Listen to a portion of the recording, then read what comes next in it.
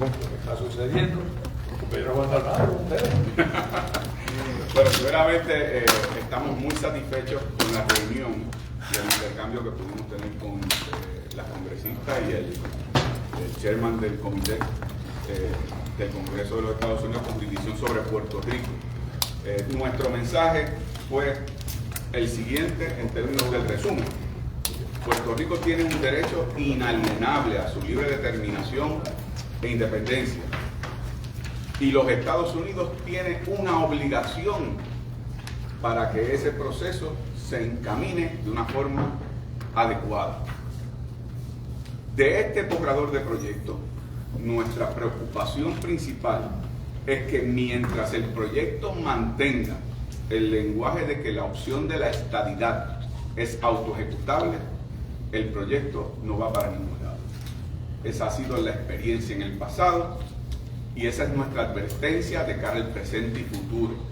Si estamos en serio en este proceso, ese lenguaje de autoejecutabilidad con la estadidad tiene que eliminarse.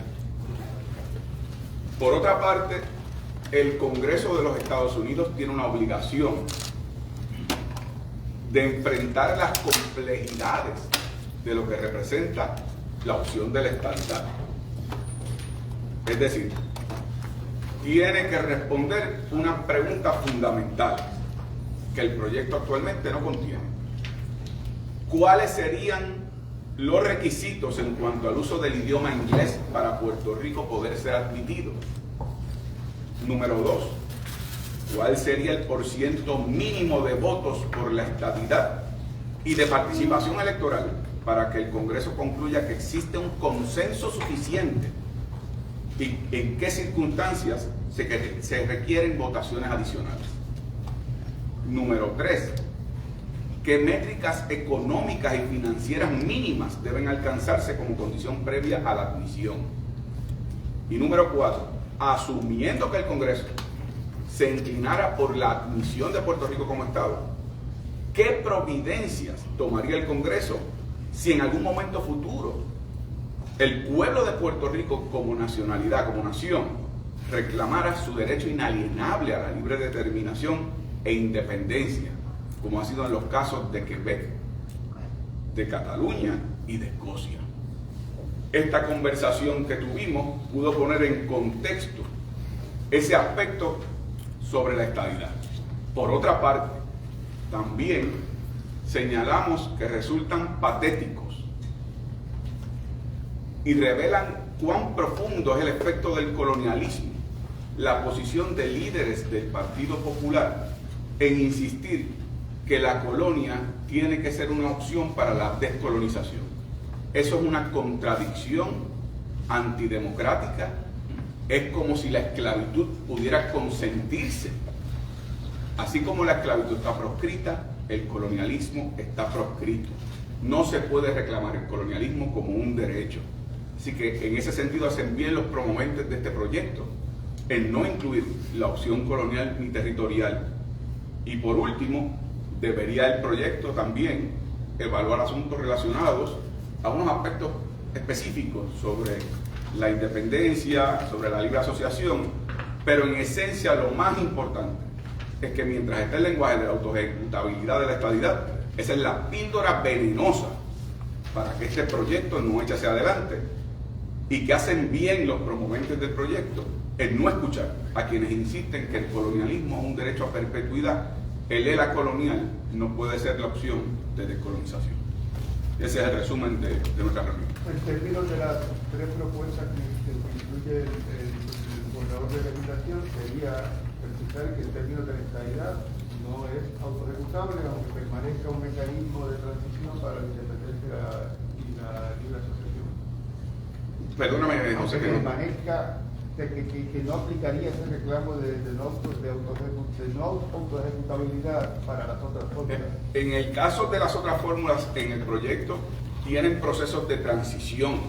En el caso de la estadidad le han puesto un lenguaje que dice que si la estadidad saca, imagínense ustedes, si la estadidad saca 51% de los votos y la independencia 49% de los votos, el presidente de los Estados Unidos tiene que al año decretar que Puerto Rico es un estado. Esa es la fórmula del fracaso, la píldora abortiva. No hay congresista que vaya a apoyar un proyecto así. Y así ocurrió en el pasado, y por lo tanto estamos advirtiendo, porque nosotros este proceso lo tomamos en serio.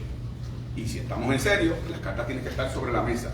Ellos tienen que, además de incluir ese lenguaje de autoejecutabilidad, contestar también unas preguntas. Puerto Rico es una nación latinoamericana y caribeña. Pues que digan, ¿cómo es que los Estados Unidos van a dejar de ser un estado único a convertirse en un estado multinacional? Después de todo, el pluribus unum no es el pluribus tuum. A mí me gustaría hacer hincapié sobre esto último que digo, porque así mismo se lo dijimos a ellos. Aún si el margen fuera mayor a 51-49, cabe preguntarse, serio, ¿cuántos miembros del Congreso estarían en disposición de renunciar a su facultad constitucional de incorporar nuevos estados como parte de la nación, abdicando así a su responsabilidad de admitirlo en función de los intereses de Estados Unidos y no a base del interés momentáneo de la población de un territorio? O sea, ¿cuántos miembros del Congreso ustedes creen que estarían dispuestos a eso? Si ellos tienen una facultad de admitir o no, y decir eso se lo vamos a delegar los miembros del Congreso a Puerto Rico y automáticamente se convierte en un Estado. Entonces, nos parece que eso es un absurdo con el cual hay que bregar, porque si esto no llega a primera base, si se mantiene esa autoejecutabilidad. Pero si no es autoejecutable o en un corto tiempo la estabilidad, ¿cuál es el mecanismo que entienden ustedes debe ser? ¿Debe ocurrir un proceso de 10 años? ¿Cuál sería el mecanismo? El que el Congreso y los puertorriqueños terminemos, pero el profesor Carlos Gorrín, profesor de Derecho Constitucional. Ha habido 37 procesos de admisión, además de los 3 estados originales. En 3 de ellos, bueno, en la mayoría de ellos, hubo un Enabling Act, una ley habilitadora, y después de que ocurrieran una serie de condiciones, un Admission Act, la ley de admisión propiamente. En 3 estados eso no fue necesario porque ya eran parte de Estados Unidos, porque Maine era parte de Massachusetts, y Vermont, de Nueva York, y West Virginia, de Virginia. Así que fue una decisión política con esos estados de que se separarían. Entonces hay otros estados que no pasaron por lo de Enabling Act y Admission Act porque los territorios se adelantaron y convocaron a una constituyente, redactaron una constitución, eligieron unos funcionarios, que es lo que le llaman el Plan Tennessee. Y por lo tanto, como ya habían hecho lo que se haría en un Enabling Act, entonces el Congreso evaluó aquello y dijo, ya se dan las condiciones. Porque en los 37 procesos, la decisión de admitir se había tomado al momento de adquirir el territorio, porque eran territorios incorporados a perpetuidad. En el caso de Puerto Rico tiene la gran diferencia que el Congreso nunca ha decidido que Puerto Rico es parte de Estados Unidos. Así que tendría que haber un Enabling Act y votaciones posteriores culminando con algún Admission Act. Y así se lo planteamos a los congresistas y tomaron nota. Constitucionalmente, ese proyecto tiene ese defecto. No tiene un defecto constitucional. Bueno, puede tener un problema constitucional si en efecto el Congreso está renunciando al ejercicio de su poder de admitir, que es un poder legislativo en la lista de los poderes del Congreso, y pasarle eso a la población de un territorio y proclama del presidente, eso podría cuestionarse constitucionalmente. Pero antes de que llegue el problema constitucional, es el problema político. A mí me gustaría decirlo así. Nosotros lo usamos el ejemplo y lo repito aquí. Este asunto de la autoejecutabilidad es el elefante en la sala de la casa. Si no se brega con esto no va a pasar nada. Es esencial. Entonces, ¿por qué lo han hecho así? Esta es la opinión nuestra. Lo han hecho así porque los estadistas para las próximas elecciones tienen que decir que han hecho algo después del mandato. Por eso es que se ha transado en ese aspecto. Esa es la razón. Y los populares locos porque no pase nada, porque si no pasa nada, se queda el Estado Libre Asociado. O sea que obviamente el arreglo responde a unos intereses políticos de algunas personas que están interesadas en decir, no, hicimos algo, mira, no, si no se brega con este asunto, no se hizo absolutamente nada efectivo. Pero eso no fue parte de, según explicaron ayer, de lograr el consenso. ¿No? Sí, O sea, que seguro. el PNP se va a Seguro. poner a que eliminen eso, por lo tanto el proyecto casi entonces sería no quiero usar la palabra. Un natimuerto si no se arregla eso. Y quedan ellos retratados como que terminaron favoreciendo continuar como estamos, porque todo el mundo que ha participado de estos procesos sabe que esa es la píldora venenosa. Es decir, Que todo es un aguaje. Todo esto se cae de la mata. La buena fe de los que están de buena fe, y hay varios congresistas que están de muy buena fe, es por lo menos sacarte del medio el asunto de la colonia. Ese es el gran paso.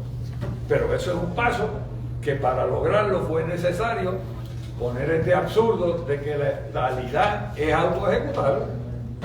Eso es lo que está pasando. Ustedes no apoyarán el proyecto si eso no se hace. Perdón. Ustedes no apoyarán el proyecto si ese cambio no se hace. Si los cambios se hacen como nosotros lo ponemos. Si se no saca se eso. hace. Si no se hace, se cambia. como está el borrador de legislación. No, pero si nosotros no tenemos ni que oponernos ni que ni oponernos, porque ya se logró que se empezara a discutir. Donde se van a oponer es allá. Nosotros, Pero yo estoy seguro que ellos querían escuchar si ustedes estaban a favor del pueblo, pero también. nosotros le dijimos que es un paso importante, pero que obviamente es un paso que no pasa de ser un paso político partidista en caso de que no se enmende esto.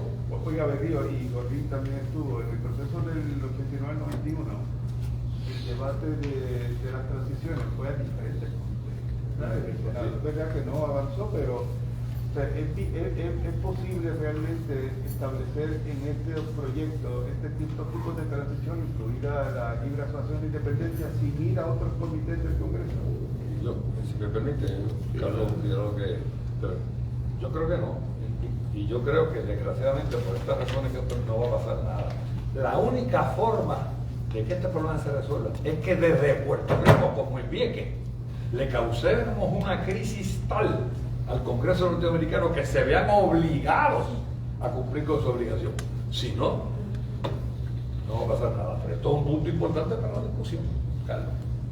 Sí, no, es curioso que en las otras dos opciones hay unos procesos posteriores a la votación, pero no en cuanto a la estadidad. Si se crean unos procesos posteriores, pues a lo mejor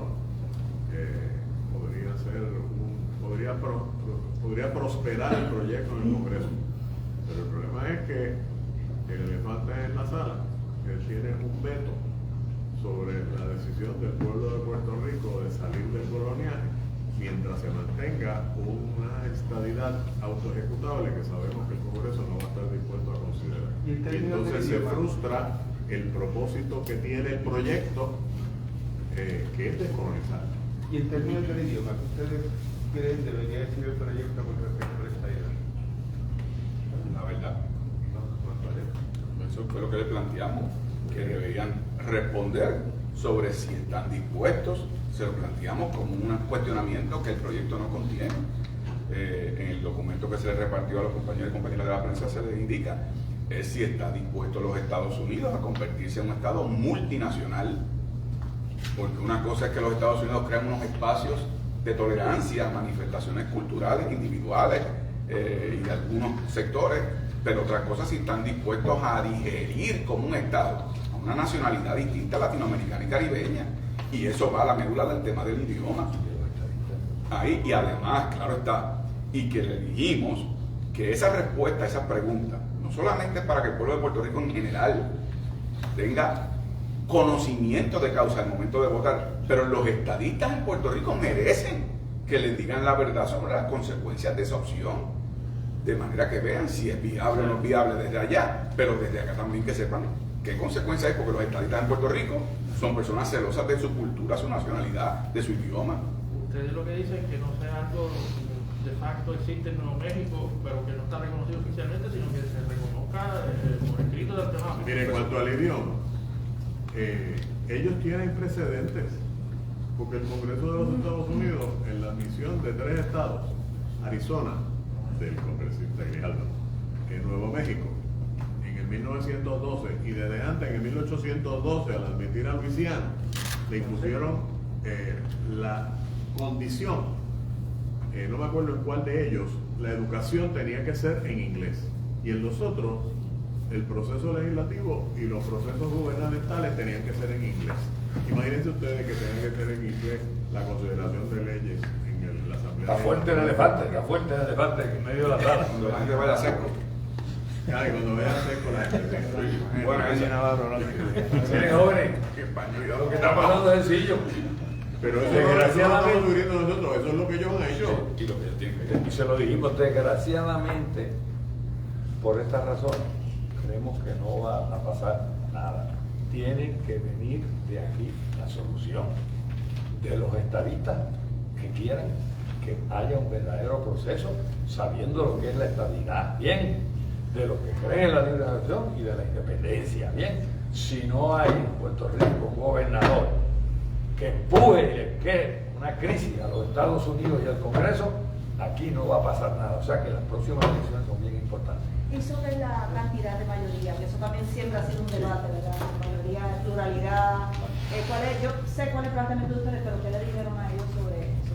Bueno, le dijimos lo del 51 y el 49%, y si el Congreso va a estar dispuesto a hacer eso, y por lo tanto, en el entre líneas está, ustedes tienen que decidir qué por ciento mínimo y con qué participación electoral. Exacto, eso le pregunta la En el caso de participación. Hawái y Alaska, el 93% de la gente votó que sí, en un contexto en que no había otras opciones. Nadie en Alaska ni en Hawái estaba considerando la soberanía separada, ni en la independencia ni en la libre asociación. Y además, en Alaska y Hawái se había decidido que iban a ser estados desde el momento de la elección, era cuestión de tiempo. Pero en el tema de esas mayorías y supermayorías, la decisión inicial que tienen que tomar el Congreso de los Estados Unidos es una de nacionalidad y de identidad. Si están dispuestos a convertirse en un Estado multinacional, porque puede haber 80% mañana a favor de la estadidad y 20% a favor de la independencia, pero poco va a importar si los Estados Unidos no tienen interés de anexar a una nacionalidad distinta, y por lo tanto esa es una pregunta de umbral, y así se lo manifestamos a ellos.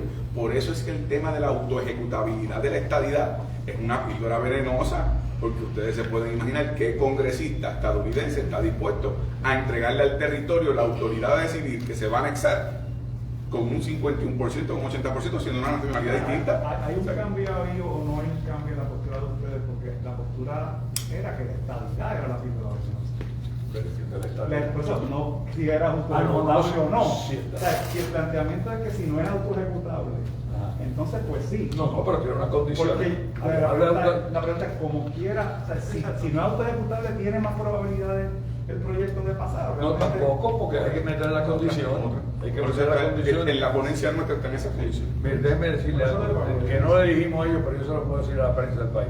Y por favor, despejen toda cuestión de machismo en esta cuestión o de feminismo. Yo voy a decir lo que pasó en el Congreso frente a mí en la vista pública. Yo creo que tú estabas presente. Allí le preguntaron a un líder político puertorriqueño, que no voy a mencionar el nombre, representante en ese momento del Partido Nuevo Progresista, representante, no, dirigente. ¿Y cuánto por ciento usted cree que se necesita para la estadía? Y él dijo, el 51. Y el senador de Arkansas, Inhofe, yo voy a moderar su lenguaje por razones evidentes. Le digo, pero pues aquí hay cosas que hay que aprobarlas por 2/3 partes en la Constitución. No, pero esto es la mayoría, esto es democracia, esto es 51. Y este senador que es un machista empedernido, se viró para atrás y dice, mire, hay cosas en la vida en donde cónyuge, que se dice, ¿verdad? En donde uno está con el cónyuge, uno no le requiere al cónyuge que sea fiel a uno 51%, es 100% de las veces. O sea, tú vas a ser americano o vas a ser puertorriqueño, esa es la pregunta básica. Eso se lo dijeron en la cara desde el 89 al 91. Esto viene sucediendo, este acontecimiento desde hace tiempo, ahora está cristalizando, porque ya es vergonzoso hasta para ellos mismos, Cámara, Senado, Tribunal Supremo, todo el mundo, Ejecutivo, diciendo que todo un territorio, y eso es una vergüenza para Estados Unidos, y en Puerto Rico nos lleva al hoyo en que estamos, y no se puede seguir cavando en ese mismo hoyo, y eso, ahí es donde estamos. ¿A dónde va a parar esto? ustedes saben dónde va a parar. Y ellos saben dónde van a parar. Esto va a parar donde tiene que parar. Pero quisiera una aclaración que pienso importante y se hace mucha gente. O sea, independientemente de cuánto de lo que ustedes proponen o hasta qué medidas se acepte, se avance o no, ustedes como quiera van a seguir respaldando que esto siga adelante y Que la discusión siga adelante, seguro. que llegue hasta donde llegue, si es que llega. Sí, seguro. Recuerda que es un borrador. Esto es parte de un proceso, un primer paso. Va clarificando a los periodistas, al pueblo, al país. No a se todos. condiciona el respaldo de un proceso del PIB a que si tanto o cuánto una parte se acepta o dos. No. o cuatro, Lo esencial es la cuestión de la nacionalidad, como digo, y qué significa eso en Estados Unidos. Van a dejar de ser el pluribus unum y convertirse en el pluribus duum. O van a enfrentarse al problema de descolonizar a Puerto Rico de verdad. Que se lo digan al pueblo. Muchas gracias.